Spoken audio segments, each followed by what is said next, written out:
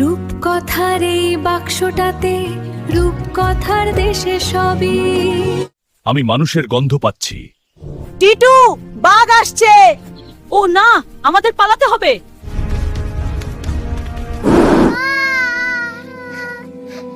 কিন্তু আমরা কিভাবে পালাবো? চিন্তা করিস না টিটু, ওইদিকে একটা গোপন গুহা আছে। ভিতরে কি আছে কে জানে। এখানে কে এসেছে? আমরা ক্ষতি করতে আসিনি। তাহলে তোমরা এখানে কেন? এই লকেট, এটা কোথায় পেলে? আমরা তো নদীতে ভাসতে থাকা বাক্সে পেয়েছি। তাহলে এই শিশুটি সাধারণ কেউ নয়। গুহার সেই প্রাচীন দরজাটি হঠাৎ খুলতে শুরু করল।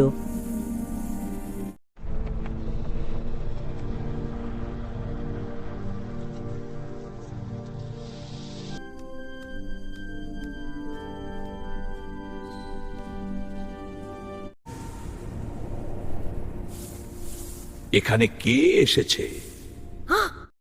আমরা তোমার ক্ষতি করতে আসিনি।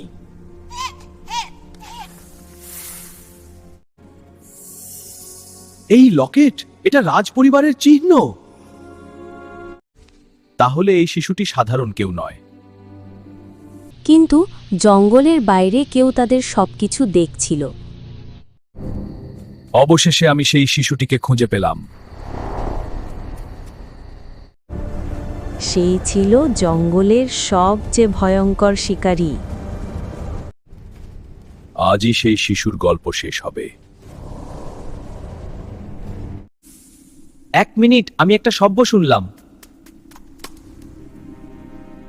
গুহার প্রবেশপথে অন্ধকার ছায়া নড়ে উঠল। কিন্তু টিটু তখনও জানত না সামনে আসছে এক ভয়ঙ্কর শত্রু। কেউ যেন আমাদের দিকে আসছে।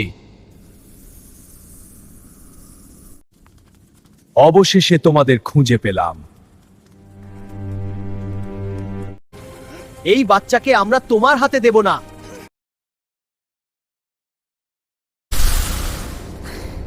এই গুহা আমার রাজ্য, এখান থেকে চলে যাও। আজ কেউ আমাকে থামাতে পারবে না। টিটু, সাবধান। একরে হঠাৎ আক্রমণ করলো।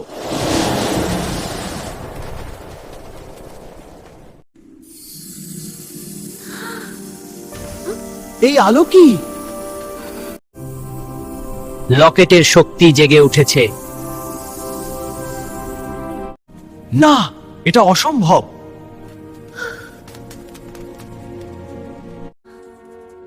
এই বাচ্চা আসলে কে?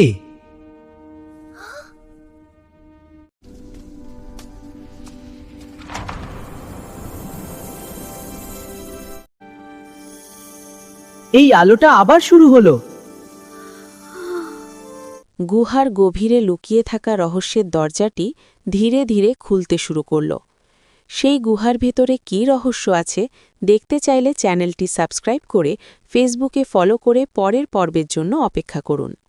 চতুর্থ পর্বে আমরা নতুনত্ব কিছু আনার চেষ্টা করব, তার জন্য তোমাদের কাছে দোয়া চাই।